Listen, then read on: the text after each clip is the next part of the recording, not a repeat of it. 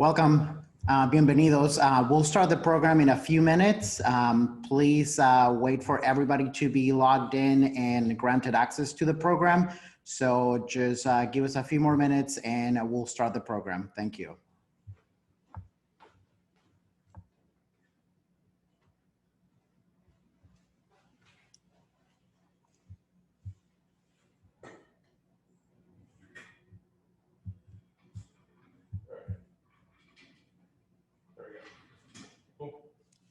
Okay.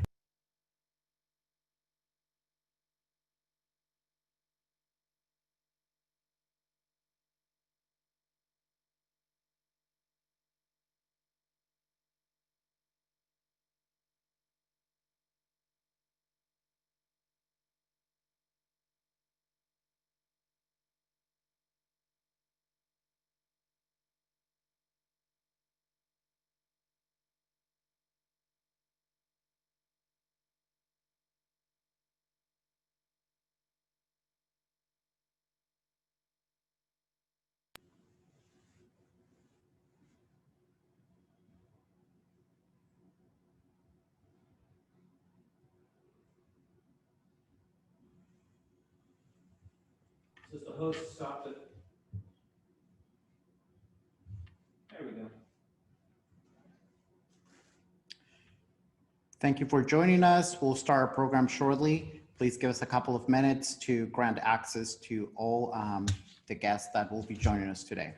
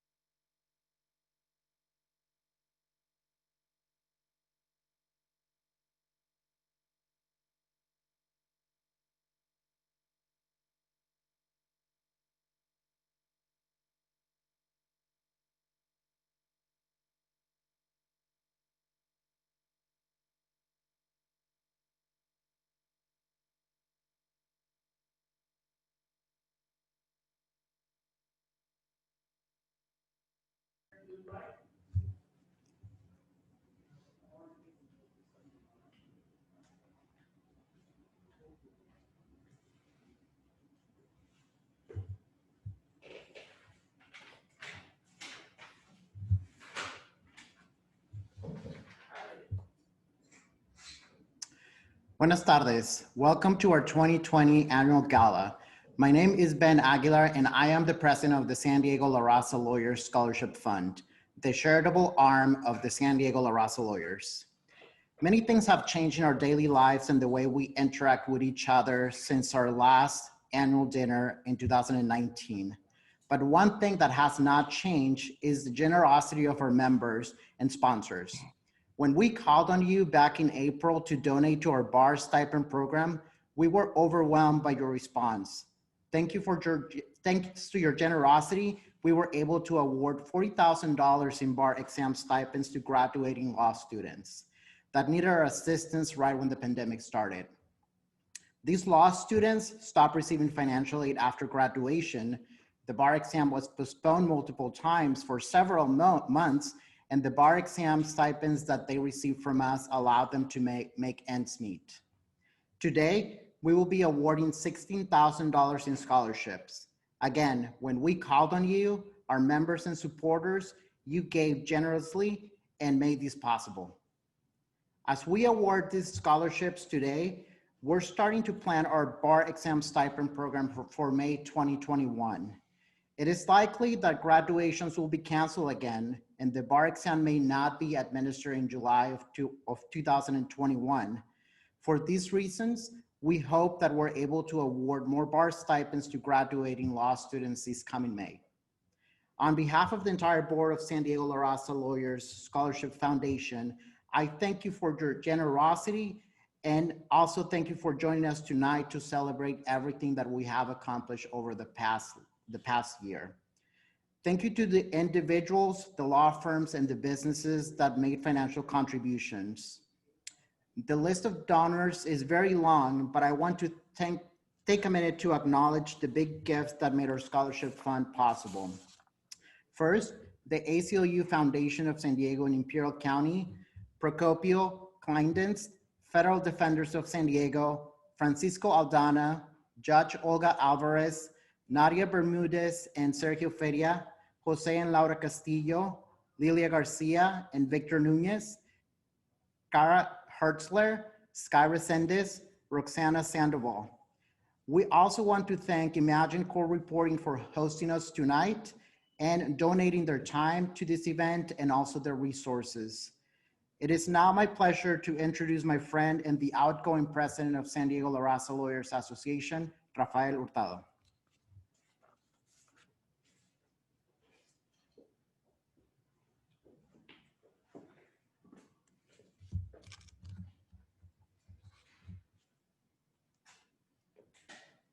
Good evening, everyone.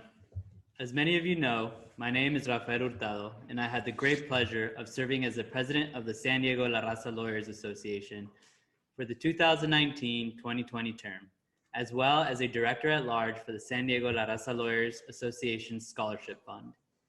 A little over a year ago, many in our community gathered for the 2019 annual Gala.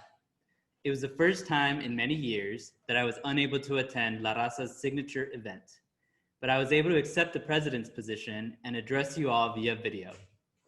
I must say that I did not expect to be doing the same this year as I ended my term. That video foreshadowed what was to come in 2020. While 2020 has been a year full of grief and despair, especially for our Latino community, it has also been a year full of growth, newfound power, and a reminder that our relationships matter. In 2020, Latinos showed up at the polls like never before, marched on the streets for the rights of our Black brothers and sisters, and once again reminded our country that Latinos are the essential workers who give this country a foundation that we can depend on, even in the face of a crisis and in a society that treats them like unwelcome outsiders. For us lawyers, 2020 challenged us to stop surviving and start thriving. We can no longer afford to live in survival mode like the generations before us. We are the privileged few who have institutional power. We must take hold of that power by continuing to reach higher, take impactful cases, run for office, become judges, and most importantly, empower each other to grow in our strengths. It's within our grasp to be the beginning of the end of the inequities in our justice system, but we must first acknowledge our own strengths. And with that, I have the delight of honoring 4 Latinos who have made an impact in our community. Every year, the La Raza president presents a President's Award to someone who they deem has added to the significance of our organization. This year, I am extremely happy to share that the President's Award goes to La Raza's treasurer, Marisol Swadner. The 2019-2020 term was the first year that Marisol served on the La Raza board, and yet she has already given the equivalent of many years of service. No matter the task that comes her way, Marisol meets that task with intelligence, integrity, and grace, and some intensity too. She cares about our mission and makes sure that La Raza is financially sound to do its important work. As if that wasn't enough, Marisol also goes above and beyond by taking on projects that fit outside of her duties and responsibilities as treasurer and serves La Raza with her time, talent, and treasure. Most importantly, Marisol leads by example and performs her work with respect for others, with selflessness, and with care. Thank you, Marisol.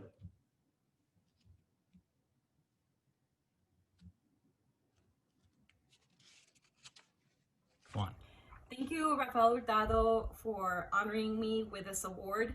I could not be any more grateful for my La Raza family for welcoming me in and allowing me to grow within the treasurer position this past term. To the 2020-2021 board members, I am so excited to work with each and every one of you this incoming term to continue to advance the La Raza mission. Stay safe and healthy, everyone. Thank you so much. Every year, La Raza recognizes a lawyer or lawyers who have effected justice for Latinos and who have manifested the values of our association. This year, La Raza is proud to present a posthumous Attorney of the Year award to Attorney Anthony Michael Medina. Attorney Medina exemplifies La Raza's mission of advancing the cause of equality and justice for the Latino community in San Diego County. Before he was an attorney, the La Raza Scholarship Fund had the honor of supporting and encouraging Attorney Medina by selecting him as a scholarship and bar stipend recipient. After law school, he went on to support the Latino community through his work. In private practice, Attorney Medina represented clients in criminal defense, family law, and immigration matters. Additionally, he founded and led People's Legal Services, a nonprofit law firm whose mission is to provide effective and accessible representation to underserved families and individuals. More importantly, Attorney Medina was a colleague, a mentor, and friend to many in our community. Earlier this week, I was delighted to present the award to Mr. Richard Medina and Mrs. Delma Medina, Attorney Medina's parents. Mr. and Mrs. Medina asked me to share their immense gratitude to La Raza for this recognition. They exuded pride for their son, and his loving presence very much filled their home and their hearts. While I never had the personal pleasure of meeting Anthony, I know that I met his soul and passion by the powerful legacy that he's left behind, and the light that still shines from Richard and Delma, his warm parents. Thank you, Attorney Medina, for being a wonderful example of how we can use our profession for good and for being a friend to many. I now introduce you to Attorneys Yunuen Mora and Kyle Hargrave, who will share some thoughts about our Attorney of the Year.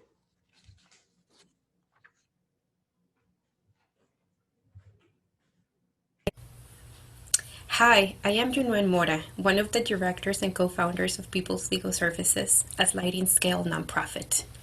My friend, brother, and colleague, Anthony Medina, would have been humbly honored receiving the Attorney of the Year award. This award recognizes the hard work and service to the San Diego and Latino community. As a native of San Diego, Anthony dedicated his professional life working for his community, so this recognition is perfect to celebrate all of his accomplishments.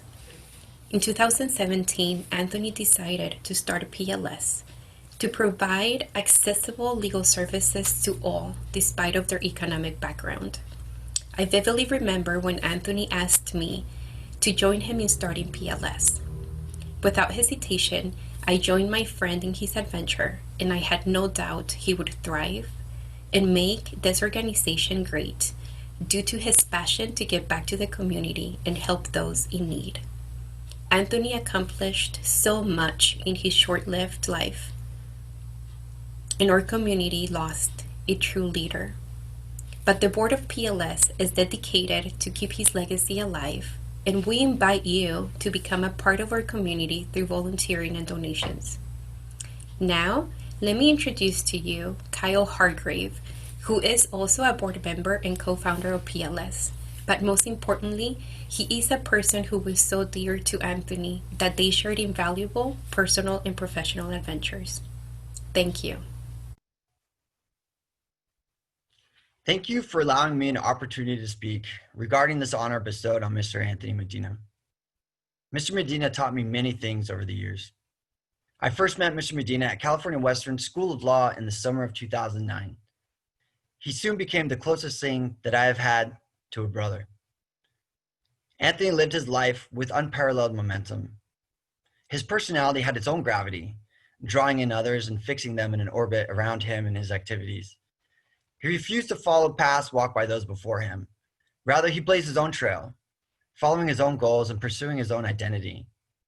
When we graduated and passed the bar, we were forced to make a decision about how to engage with the legal system in a meaningful way.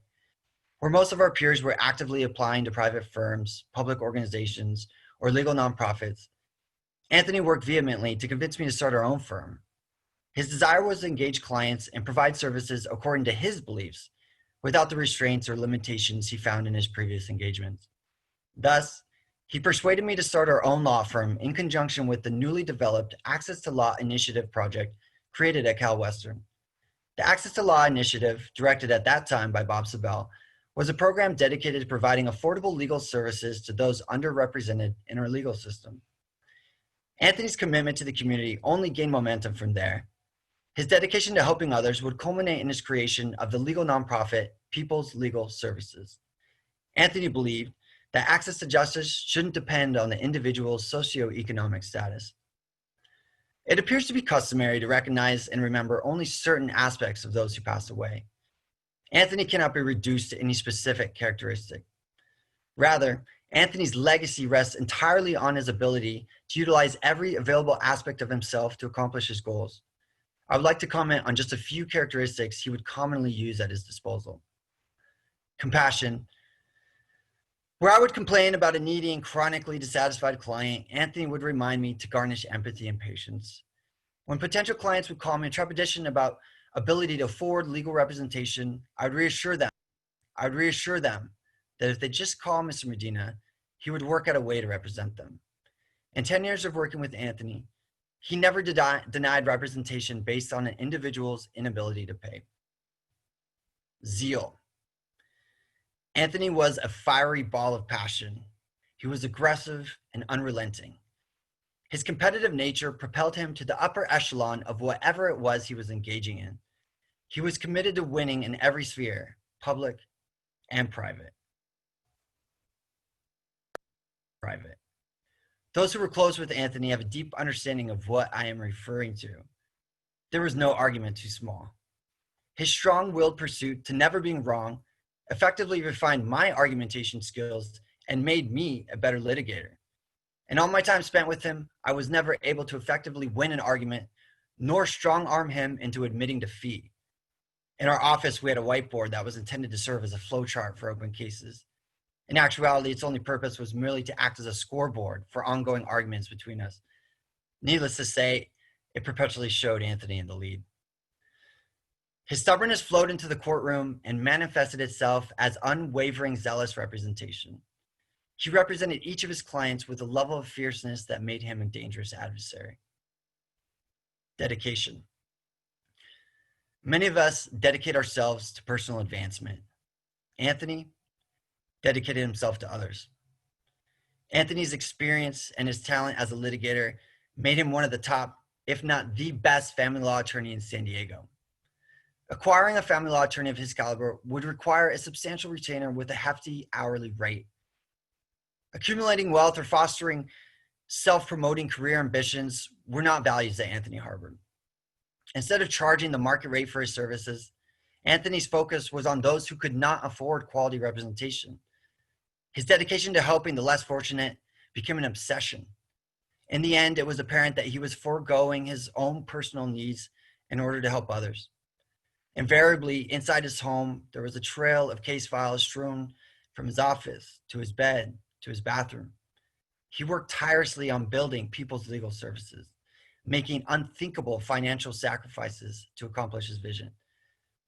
His selfless dedication to others and his willingness to put his neighbors first are marks of his distinction.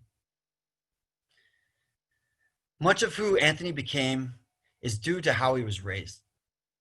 Anthony's identity was inextricable to the community of which he was a part, his family, his friends, his neighbors.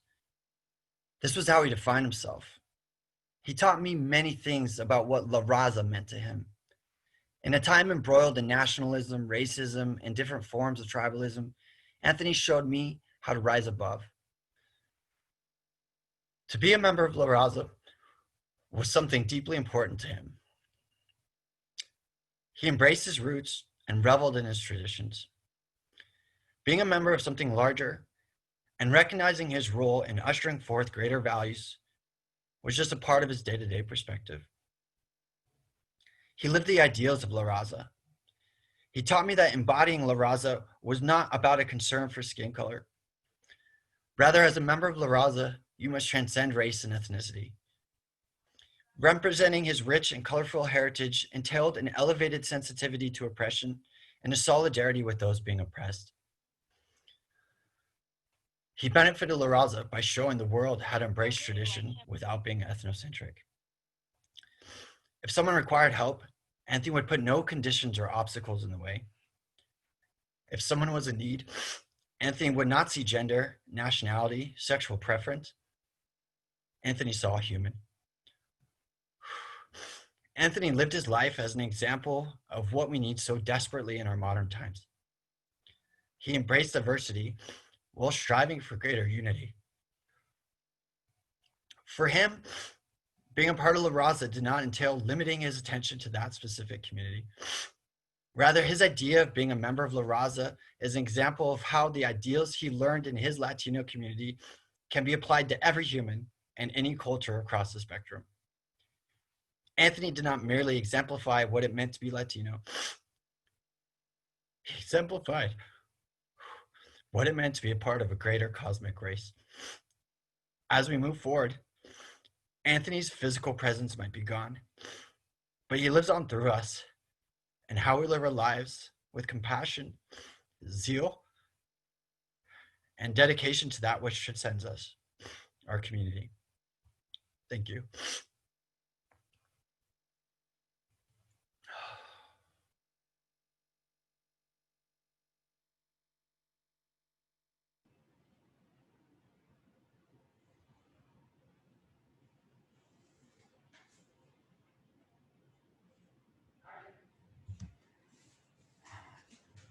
Sorry about the video freezing, but hopefully you were able to hear Mr. Hargrave's heartfelt words. Thank you, Yunwen and Kyle Hargrave, for those beautiful words about Mr. Anthony Medina. Moving on to our next recognition, COVID-19 impacted not just this event, but the annual judicial reception as well. At the judicial reception, La Raza honors a judicial officer who has shown integrity and commitment to justice and whose career models service to the Latino community. This year, La Raza had the honor of recognizing the Honorable Ana España, judge of the San Diego Superior Court. I sat down with Judge España and asked her about her incredible journey to the bench. Judge España shared the adversities that she faced, especially as a Latina woman in the legal profession, and her love for care for those among us who are most vulnerable, our children. Judge España is a trailblazer, and she continues to make waves along with her fellow judicial colleagues through the newly created San Diego Latino Judges Association, whose mission is to empower Latino lawyers to become judges through encouragement and mentorship. Listen to Judge España's message and why this is an important endeavor. What is your message to lawyers, but also college students or any Latino that wants to think about being a judge? So First of all, being a judge, it's just the most amazing career and job. Every day still, I am so thankful for the position that I have.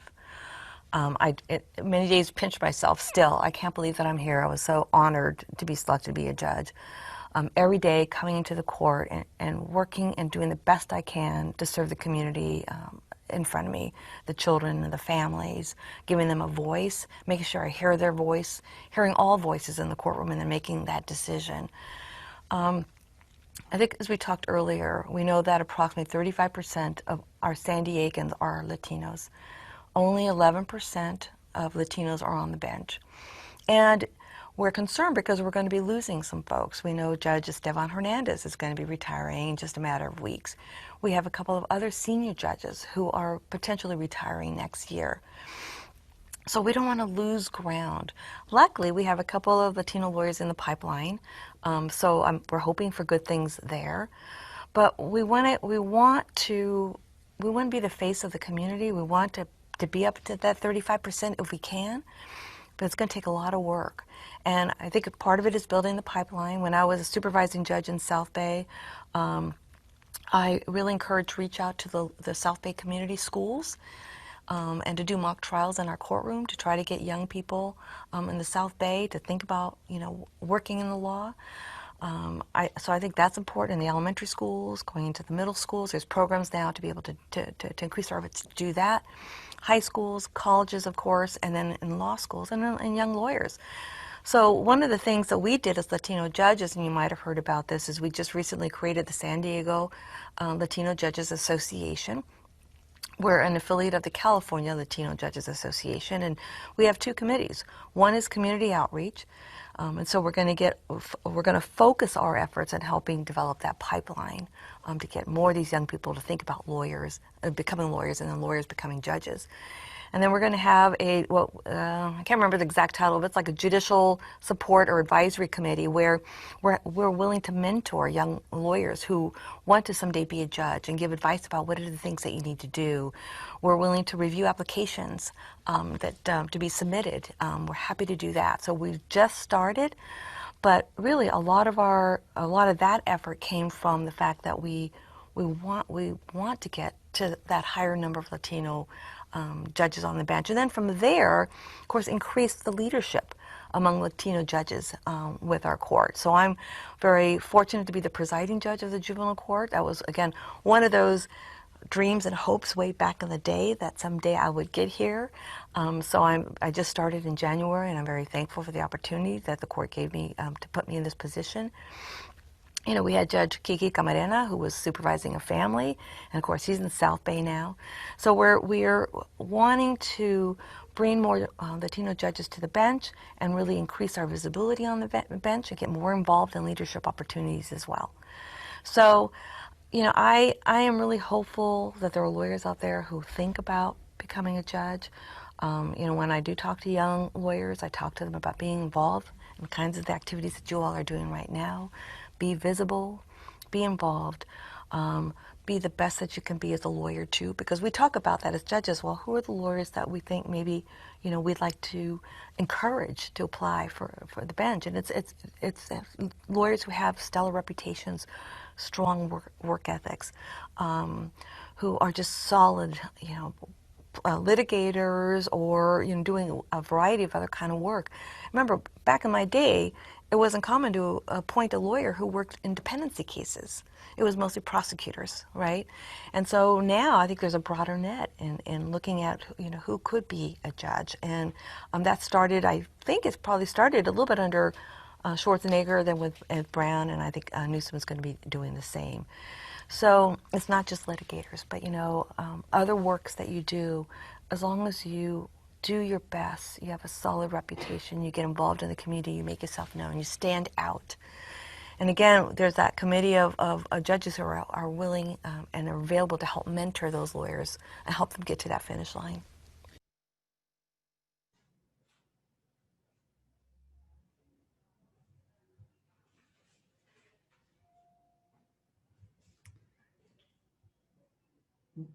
After we recognize those three awardees and very valuable people of our community, La Raza and the La Raza Scholarship Fund also wanted to recognize the wonderful career of someone that is very dear to us, the career of Lilia Garcia.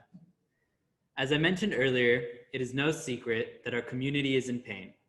Social inequality is at the forefront of our minds, and as Judge España shared, we are experiencing a moment in history when a call for real change is ringing loudly throughout the United States.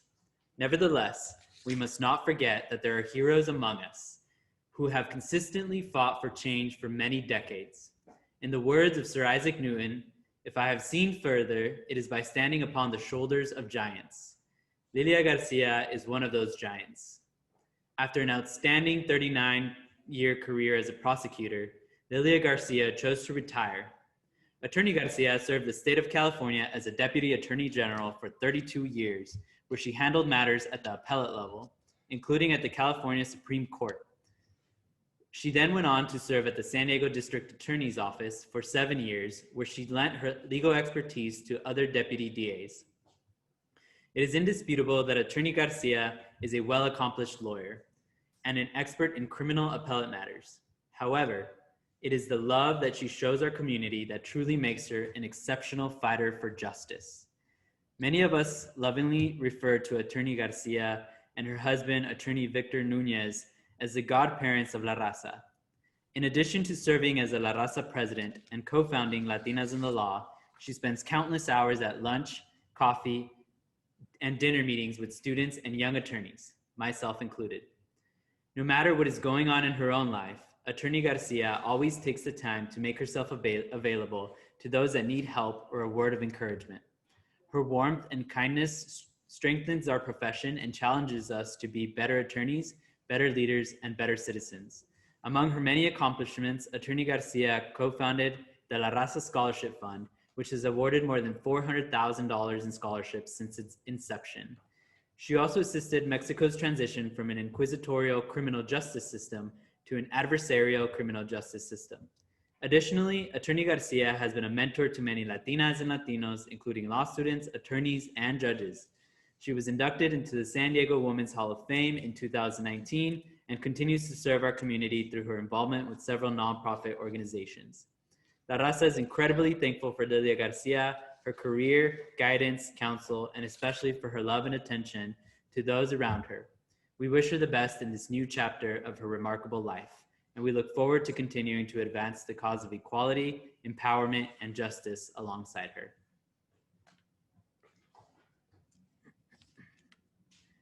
As you have all seen, La Raza is full of heroes, and the future of our association looks bright.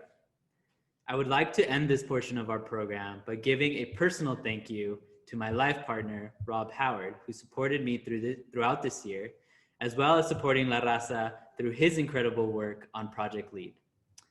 I now have the privilege of introducing you all to La Raza's new president, George A. Rios III. George is a thoughtful and passionate leader who is already challenging us to become a better version of ourselves. But before George speaks, we're gonna do our swearing in, and I'm gonna turn it over to our new Vice President, Brenda Lopez, who will introduce Judge Camarena.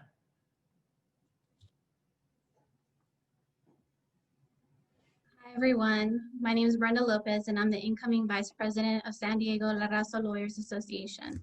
I have the privilege of introducing Judge Enrique Camarena, who, as many of you know, is used to be the family law presiding judge in San Diego. Judge Camarena earned his BA from Dartmouth College and received his GAD from the USC Gold School of Law. He was a DA in San Diego from 1999 to 2014, and that's when he was appointed by Governor Brown on the bench. He was assigned to the Family Law Division and quickly rose to the supervising position of the Family Law Division. He is currently in the felony arraignments down in South County, and we as family law attorneys selfishly hope he'll come back to family one day. Judge Camarena has served as a mentor to me and to many others in our community, and we're honored to have him here today. Thank you. Good evening, everyone. It's my honor to be with you all today and to swear in next year's board. So I ask the future board members to turn on their videos and raise their right hands with me and repeat after me, please. I state your name. I, Agustin Peña. I think let's have everybody unmute themselves so everybody can hear you, other than just Agustin. Apparently I'm alone in this one. Sorry for the glitch. All right, let's start that over. I state your name. I, Ignacio. Affirm that I will support the mission, goals, and objectives affirm that I will That I will support support the mission, goals and objectives goals and objectives of the San Diego La Raza Lawyers Association. of the San Diego La Raza Raza Lawyers Lawyers Association. Association. I will perform my duties to care, I will perform my duties to care, to be loyal, and to protect the public trust to be loyal, and to to protect protect the the public Trust and the integrity of the association. and the integrity of the association. I will perform my duties in good faith, I will perform my duties in good faith, in the best interest of the association, In the best in the best interest interest of of the association, and in a manner that will enhance the image and unity of the association. and in a manner that will enhance the image and the unity of the association. I will give my undivided loyalty to the principles I will give my undivided loyalty to the principles and the principles of the San Diego La Raza Lawyers Association, of the San Diego of La La Raza Raza Lawyers Lawyers Association, and ensure that the organization's funds, property, and resources and ensure that the organization's funds, property, and resources are used to benefit our community to the best of my ability. are used to benefit the best of my ability. to the best of my ability. Congratulations, everyone. Congratulations, bravo, Viva La Raza. You were recording when you gave it to me. I thought it was, you want to reenact it? I blew it. It's okay. Good evening, everyone. I want to first say how honored I am to serve as the president of the San Diego La Raza Lawyers Association this upcoming year. But before I go any further, there's a story that is told about the great physicist Albert Einstein.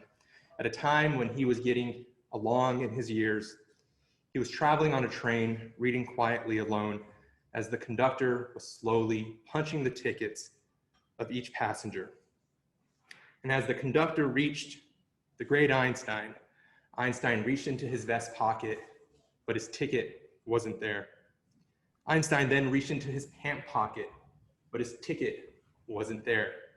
Einstein bent over and looked into his briefcase, and his ticket wasn't there. Einstein then looked at the seat beside him, but his ticket was still not there. At this point, the conductor looked at him and said, "Dr. Einstein, I know who you are. We all know who you are. I'm sure you bought a ticket. Don't worry about it. It's not a problem." And Einstein looked at the conductor and nodded appreciatively, and the conductor went on his way, punching the tickets of each passenger. And just as the conductor was about to go on to the next cart, he saw the great Einstein on all fours, on his hands and his knees, looking under the seat, obviously still looking for his missing ticket. So the conductor rushed down the aisle and said, "Dr. Einstein, please don't worry about it. I know who you are. I do not need to see your ticket. It's not a problem." And Einstein looked at the conductor and said, "Young man, I too know who I am. I need my ticket because I don't know where I'm going." Well, you know, sometimes in life, that's us. We simply have no idea where we're going or where we're headed and what our ultimate mission really is.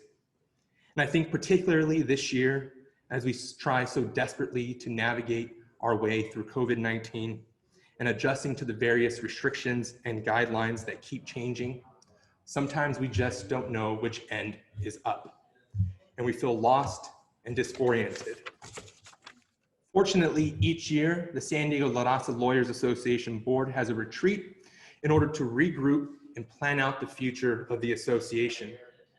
This year, our retreat was last Saturday, where we had the opportunity to revisit our strategic plan and to renew our passion to advance our mission of promoting diversity in both the bench and the bar. Now, we left that meeting with a clear idea of where we are going, and that is implementation of the strategic plan. I circulated a copy of this strategic plan about a week ago in the newsletter, and I am more than happy to provide it directly to any one of you that ask me. Many of you may know this, but many of you may not. Our board is comprised of 15 volunteer attorneys who all give their time, talent, and treasure. This year, our board just voted on and approved a personal contribution requirement, thereby declaring their commitment to our mission. Now, the strategic plan has 5 main goals, but the first one is to invest in infrastructure that will allow La Raza to further professionalize its operations, ultimately allowing the 15 volunteer board members more time to dedicate to expand membership options, opportunities, and recognition in the legal community. Before I wrap this up, I do have another story. And as our board member Guillermo Escobedo stated in his acceptance speech for Attorney of the Year last year, which did go a little long, he said, "Fat gives flavor." So here it is. I recall hearing a story about Florence Chadwick, which happened way before my time. But some of you may recall that she was one of the first women to try to swim across the English Channel. The eyes of the whole world were watching her in this historic event. And on her first try, she got within 100 yards of reaching the shore. But she signaled to the men in the boat beside her to come pick her up. It was early in the morning, and there was a heavy fog on the channel, and the visibility was practically down to nothing. So the men in the boat grabbed their megaphone and yelled out, "You're only 100 yards away. Can you possibly hang on?" Miss Chadwick said, "No, come pick me up." They lifted her from the chilling waters, brought her into the boat, and rowed ashore. And after she dried off and warmed up, a newspaper reporter approached her and said, "Miss Chadwick, what was it? Was it the cold? Were you too fatigued?" And she said, No. "Well, did you start to cramp up? Was that what was it?" And she said, "No." So the somewhat puzzled reporter asked her, "Then why did you stop?" And she said, "It was the fog. I couldn't see the shore. And when you're out there swimming and you can't see where you're going, you lose all sense of direction, all sense of purpose. I couldn't see the shore." We mustn't allow ourselves to lose sight of the shore, to lose sight of where we are ultimately going. And right now, La Raza's vision and mission has never been clearer as it is today. As I mentioned, we are committed to advancing Latinos on both the bench and the bar, but we are also dedicated to justice, equality, and the empowerment of the Latino community through education, advocacy, and service. I want to thank my entire board for agreeing to tackle this next year with me. I give a special thanks to Council Member Maria Nunez and Michael Perez for spearheading our endorsements committee during an historic election year. I thank Alara Chilton for her continued guidance. And last but not least, I thank Catherine Arambula, who is not even a board member, for her unwavering dedication to La Raza day in and day out. Thank you.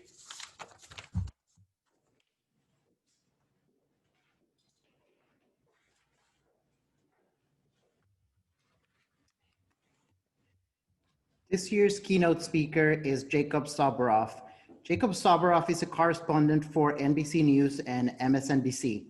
For his reporting on the child separation policy, he received the 2019 Walter Cronkite Award for Individual Achievement by National Journalists and the 2019 Hillman Prize for Broadcasting Journalism. Soboroff was one of 10 journalists invited to tour Casa Padre, a facility in Texas housing 1,500 immigrant boys ages 10 to 17. He described it as shocking, an old Walmart which has essentially been turned into a child prison. Soborov has appeared on Today, Morning Joe, The Rachel Maddow Show, Late Night with Seth Meyers, The Late Show with Stephen Colbert, and numerous other programs. He co-presented with Katie Tur the four-part event docuseries American Swamp on MSNBC.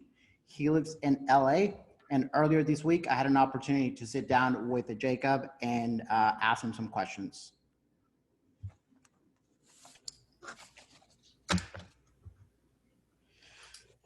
All right, Jacob, thank you so much for joining me today to chat. I know that you're a busy guy, but I am very glad that the members of the San Diego La Raza Lawyers Association will get to hear from you about what you witnessed at the border back in 2018, and also what you have continued to report on over the past 2.5 years when it comes to children and family separations at the border. So I have prepared some questions for you. And we're just gonna go ahead and get started.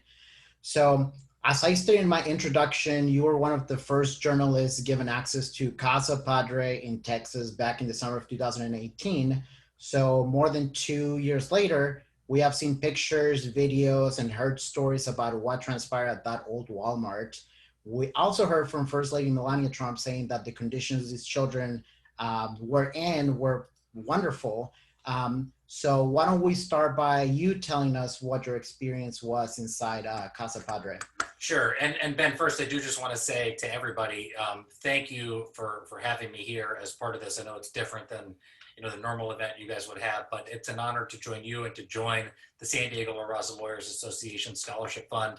And it means a lot to me that you asked me. And to answer your question, what I saw is something I'll never forget for the rest of my life. On 2 different reporting trips within the course of the week. First at Casa Padre, I saw what we all know now was the physical manifestation of torture, according to Physicians for Human Rights, and government-sanctioned child abuse, according to the American Academy of Pediatrics. And when I say that, I mean actually literally what it looked like to see hundreds, if not thousands at one time, children systematically taken away from their parents by the Trump administration, separated for the purpose of deterrence. And in Casa Padre, it was a former Walmart. It was 250,000 square feet, 1,500 boys, 10 to 17 years old, living inside. Hundreds of them, maybe 300 or 400, were there only because they had been taken away from their parents, so they wouldn't have otherwise been there. And it was like an entire little world inside. Kids doing Tai Chi, watching the movie Moana in the loading dock of this Walmart, standing in line hundreds of the time for the cafeteria, crammed into rooms, sleeping 5 to a room instead of 4 because they had a variance because of the overcrowding, because of the policy. And I guess, the thing that sticks with me most is not something that I saw, but something that I heard. And that was when a program officer from Southwest Key, the organization that operates that, they call it a shelter, but effectively, as I said at the time, those kids were incarcerated. And as a matter of fact, there's a Southwest Key facility, if I'm not mistaken, in the San Diego area, said to me, smile at the kids. They feel like animals in a cage being looked at.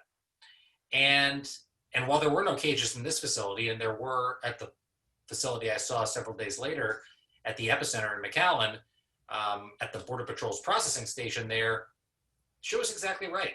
And they looked at me just as she described. And I think partially because of the conditions they were in, partially because they were looking at a big group of people who looked nothing like them. I think it's undeniable. I should say up front, like, I'm a white Jewish guy from LA. In many respects, I probably shouldn't have been the guy covering this story, but I ended up being there.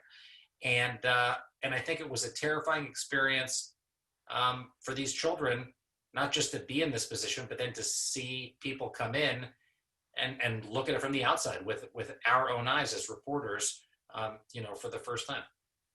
Right. So since you're reporting on what you witnessed over at Casa Padre in Texas, you have written a book, Separated, which, by the way, I pre-order on Audible as soon as it was possible to pre-order. I've been following the reporting since the summer of 2018. And I thought you did a remarkable job at humanizing the family at the center of the book. I've read the book, well, actually, I listened to the book, so I am familiar with Juan and Jose. Can you tell us a little bit about them and why you selected this family for the individuals that you have in your book? Sure. And thanks for listening. I always say to people who listen, you're a glutton for punishment if you want to listen to me talk for 10 hours straight, but I'm grateful that you did. They're two remarkable people. And obviously those aren't their real names. I told them we could use whatever names they wanted. They wanted to protect the identity of their family.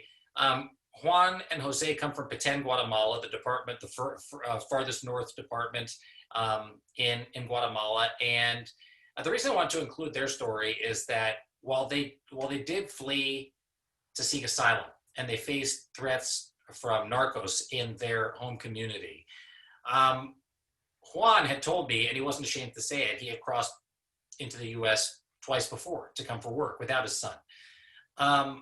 And he almost kind of laughed when he told me this, saying, they didn't catch me. And the reason that I wanted to include their story, and not some kind of perfect example of the most sympathetic human beings that you could possibly imagine, is because it doesn't really matter who you are or where you came from or what you did. What we're talking about here is the United States government engaging, as I already said, in a campaign of torture and child abuse, according to experts, to doctors. And so while, yeah, Juan did come before and cross undetected to come for work, to me, that would miss the point if you were to point to that to justify what ultimately happened to them. And when I say what happened to them, I mean separated for nearly 5 months. Juan in Adelanto here in Southern California, Jose in the BCFS Harlingen shelter in Texas, not far from Casa Padre, where I was. And were it not for an immigration lawyer, Lindsay Tislowski at the Immigrant Defenders Law Center, it's very possible that that Juan would have been deported without the right to reunite with Jose, like hundreds of other parents ultimately were. And we talk about the 666 children who today the U.S. government literally does not know how to locate their parents. I strongly believe that Juan and Jose would have found themselves in that same scenario were it not for Lindsay. And their story has taught me a lot about them as human beings, and they are extraordinary people, as I said. It's also taught me a lot about immigration attorneys, and really attorneys in general that work in this space, that you all are as important as any first responder on any front line, because these are literally life-saving cases that Lindsay and her colleagues were engaged in, and I don't doubt that she very well could have saved the life of Juan and Jose. I mean, they were facing threats, which is why they came in the first place. So, just to wrap up a little bit about them, I keep in touch with them all the time. I hear from them regularly. I heard from them at the election of President Trump and got a pretty funny meme on WhatsApp from Juan. Jose has got a certification training to be an electrician. He's only a teenager, still going through high school. They're dealing with everything else everybody else is dealing with, COVID, on top of facing the trauma of being separated from each other, their family in Guatemala, and really just trying to navigate life here in the United States. Yeah, that's awesome that you keep in touch with them. So, as you know, our audience today is law students, attorneys, and some judges. One of our foundation's board members is actually an attorney at the ACLU of San Diego and Imperial Counties, and she has been actively involved in the litigation of unlawful family separation. So based on your experience and your reporting, what do you want the American public to remember about this chapter in our history? Well, that it's one of the most shameful chapters in modern American history. And I think that when my kids are grown, I hope they remember it in line with the really ignoble acts this country has perpetrated on people who didn't have the power of the elites here, or the newly arriving elites. Native American genocide, slavery, Japanese internment, the turning around of the St. Louis and sending Jews back to the Holocaust. I mean, I really do think that what the U.S. government did to these children is going to be remembered with that. It will be a century of suffering, a lifetime of trauma for these kids, and it was U.S. government policy. And actually, since I'm talking to a San Diego crowd, the policy may very well have kept going were it not for federal judge, Dana Sabraw, in the Southern District of California, who stopped this case. I mean, I was there in the courtroom, the big, beautiful federal courthouse in San Diego, where this policy was ended. And it wouldn't have been ended were it not brought by the ACLU and Miss L, the woman from the Democratic Republic of Congo who was separated at the San Ysidro Port of Entry, legally trying to cross. And Judge Sabraw found it unconstitutional. It violated due process. It violated the INA, quite possibly, and the Administrative Procedures Act. But he ruled on the due process. He said it shocks the conscience what this policy did, and that came out of a courtroom in San Diego. Right. One of our local judges. So you briefly touched on this, the idea of reunification of children and their families. I believe that you recently reported, I believe it was last week, maybe the week before, that there are at least 666 children that cannot be reunified with their families. So what's going on? Was the Trump administration aware that it would be nearly impossible to reunify these children? What can you tell us about this? Well, I hate to say it, but yeah, absolutely. I mean, they were warned at all levels of government that exactly where we are today is where we were going to be. Inside Health and Human Services, the Department of Justice, and the Department of Homeland Security, we had career officials warning that this is exactly the way it was going to turn out. And so now you have 666 kids. The US government can't locate their parents. In over 100 cases, literally have no information whatsoever about the parents, not just bad phone numbers, but no information. They don't know if those parents are all deported back to their home country. They don't know if they're here in the United States, somehow found a way to reunite with their children. And that's why there are literally NGOs on the ground going door to door in Central America to look for them.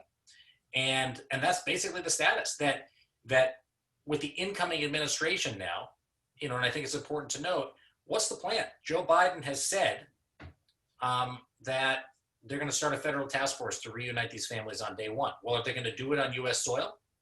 How are they going to undo the policy? Are they going to make sure that they're all compensated under the Miss JP case, which is another case in federal court, meant to give mental health services to children who are still here in the United States? There are so many, it's not just in separations with the incoming administration. And I really should say, and I feel strongly about this, what I've since learned, since seeing it with my own eyes, is that Donald Trump would not have been able to do this, to separate children like that, were it not for decades of failed deterrence-based, punitive-based immigration policy under Republicans and Democrats, And so how's the Biden administration going to depart from the policies of the Obama administration, which never systematically separated families at the border?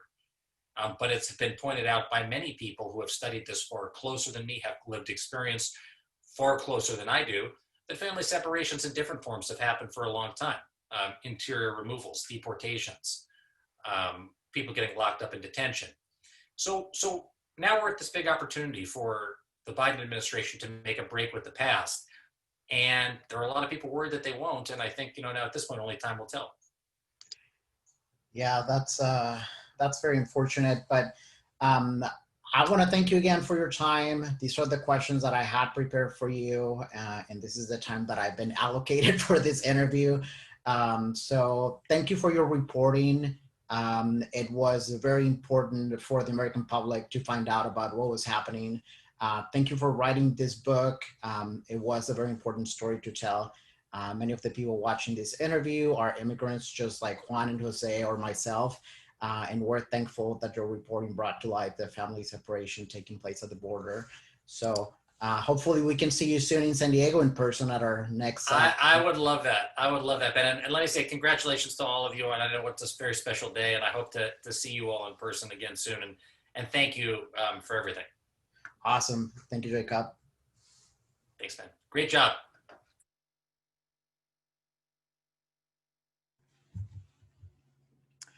And now to award the scholarships, please welcome Jose Castillo, the chair of the Scholarship Committee of the San Diego La Raza Lawyers Scholarship Fund. Thank you, Ben. Hello, everyone. I'm Jose Castillo, the chair of the Scholarship Selection Committee. Tonight's scholarship recipients are a stellar group. They are 15 students, all from 2 local schools. In addition to the bar stipends awarded earlier this year, Tonight we'll be giving out another $16,000 for a total of over $50,000 in this year alone. This is remarkable. Remarkable because we were very close to not even having a scholarship program this year. However, we came together as a community, and with the generous support of sponsors and donations from all of you, we have made it possible. Thank you. The law students come from different backgrounds and bring unique life experiences.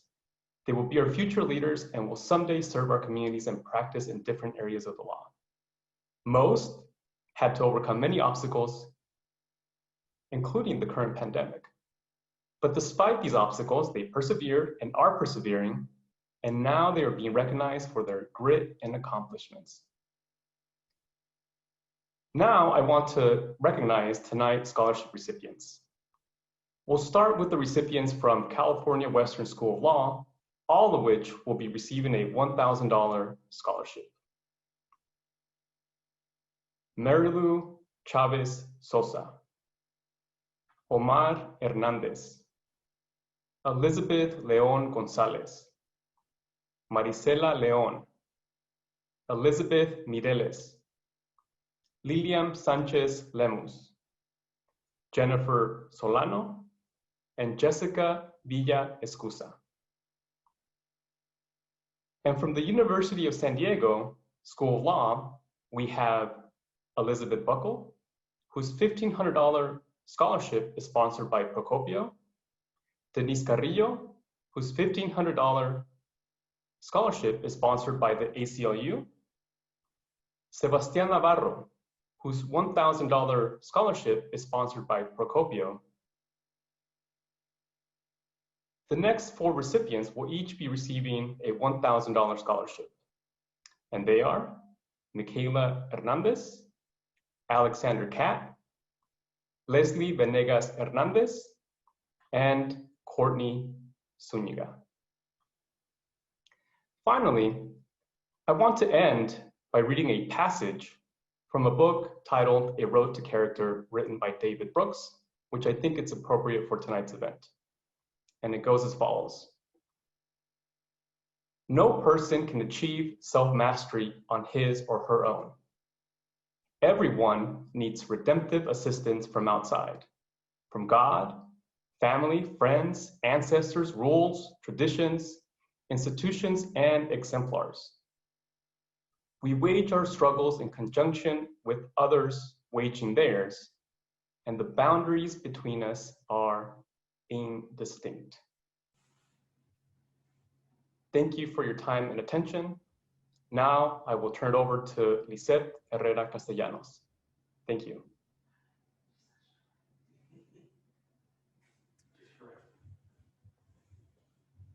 Well, Lisette could not join us today, but I wanted to take this opportunity to thank the board members of the San Diego Raza Scholarship Fund. They are the ones behind raising all the money. They are the ones behind reviewing all the applications and selecting the recipients of our scholarships. Without their time, without their talent asking for money and their personal contributions, we would not be able to give out any money. I want to thank Nadia Bermudez, Lisette Herrera Castellanos, Sergio Feria, Jose Castillo, Arci Magaña, Rafael Hurtado, Brenda Lopez, Monica Langarica, Angela Santamaria, George Rios, and Fernando Tafoya for all their work during this year. If you're able to make a contribution to our scholarship fund, I encourage you to donate today. I dropped the link on the chat box, so you know where to go. You can also send us a check. You can also email us and let us know if you have cash and you want to donate to the scholarship fund. Just let us know and we will guide you through the process.